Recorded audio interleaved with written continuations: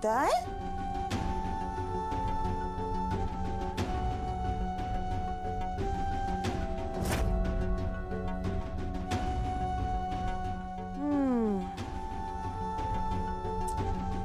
फुलताय अगं असे देव पाण्यात ठेवून काही होणार आहे का सांग बरं। आता गोपाळ बारका होता तवा पळून गेला होता, तवा बी तू देव असेच पाण्यात ठेवले होते, पण आला का तवा परत तर आत्ता येणारे। तो माझा लोक आहे, मला त्याची काळजी आहे आणि तो घरी येण्यासाठी मला जेवढं बी जमल ना तेवढं मी समज करेन। आणि हे बघ, गोपाळ घरातनं पळून गेलाय, तो घरी परत येणार नाही हे समज जरा बोलायचं ना बंदच कर। मी तुला सांगितले काही समज करायला, आणि तुझ्या तोंडून जर चांगली गोष्ट निघत नसेल ना तर तुझं तोंड बंदच ठेव। काय का आता काही चुकीचं बोलले वय ग मी? हा या बाई, या घरामध्ये ज्याला सांगायला जावं ते ती अंगावरच येतात आमच्या। माझ्या पोराचं कुणाला पटेन असंच झालंय वय की समजा तुम्ही चांगलंच वागताय की। रंजे, सुधाकरला मी कधी अंतर दिलं नाही, आणि तू माझ्या गोपाळला कधी आपला म्हणून मानला नाहीस। जेव्हापासनं तो या घरात आलाय ना तेव्हापासनं तुला त्याचं बरं बघवाना झालंय।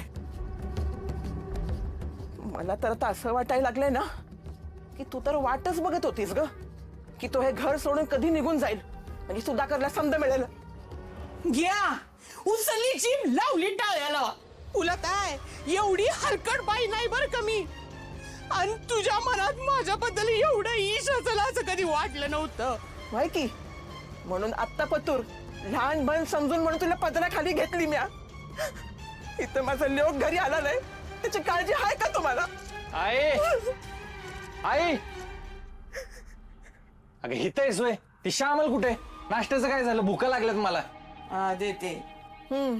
इथं भाऊ हरवलाय आणि रातच्या आमच्या डोळ्याला डोळा नाही, आणि यांना इथे नाश्त्याचं पडलंय। एवढ्या दगडाच्या काळजात असेल वाटलं नव्हतं रे मला। अगं मोठी आई तो काय बारकाय आता हरवायला गेला असेल त्याच्याच मनानं कुठेतरी। आता त्याच्यासाठी मी उपाशी राहू का? अरे तू उपाशी नगर राहूस, पण त्याचा शोध बीत घेशील का नाही? शोध हरवलेल्या माणसाचा घेतात, निघून गेलेला नाही। आणि तसं बी याला सवयच होती ना रातोरात गायब व्हायची। सुद्या लई बोलतोयस तू। घावला घावला घावला गावला आजी।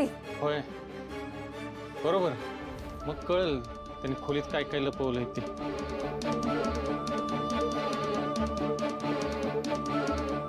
भाऊजी भाऊजी थांबा थांबा भाऊजी, हे घरात नसताना मी कशालाच हात लावून नाही देणार। हाय का आता? अगं कुठल्याच वस्तूला हात लावू देणार नसली तर मग हुडकायचं कसं तुझ्या नवऱ्याला? माझ्या नवऱ्याला बाहेर शोधायचं सोडून घरात कसली झडती घेताय? अगं सुरुवात घरापासूनच केली पाहिजे ना, इथंच काहीतरी पुरावा सापडत। काय? कसला पुरावा? अगं म्हणजे त्याने एखादं पत्र लिहिलं असेल किंवा त्याला धमकीचं पत्र वगैरे आलं असेल असं म्हणायचंय मला। हे बघ, मला माझं काम करू दे। त्याला जर शोधायचं असेल ना तर मला झडती घेतलीच पाहिजे। नाही भाऊजी, अहो ती नाही म्हणतीये ना, मग कशाला? ए तू बाहेर आधी, बाहेर।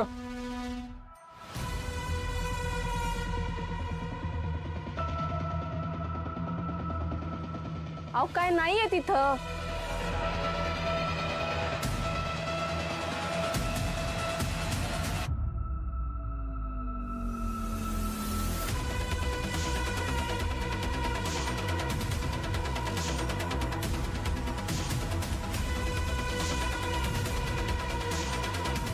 साईडला सर।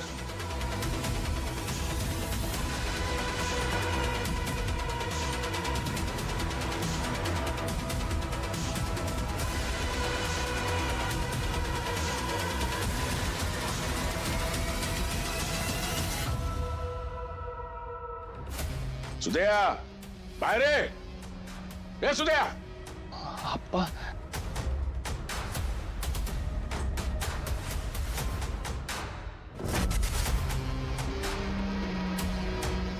काय तमाशा लावलाय घरात? अहो नाही तमाशा नाही, आपला गोपाळ नाहीये ना घरात, हरवलाय ना, मग त्यालाच हुडकायचं काम चालू आहे। हो हो, म्हणूनच मी जरा झडती घेतो।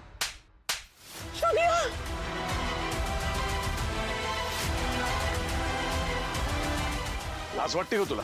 हा? तुझा भाऊ काय गुन्हेगार आहे का चोर आहे का दरोडेखोर आहे? त्याच्या खोलीची झडती घेताय तुम्ही?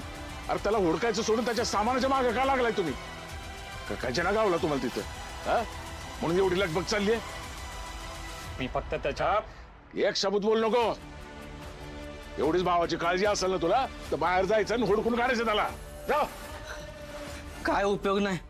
जा. काय झालं? अख्खं गाव पालत घातलं. पाक ती चौकीच्या आंब्यापासनं ती वरुड पर्यंत खाली आणि इकडे मामाचा मळा पण. कुठेच पत्ता का म्हणा त्याचा.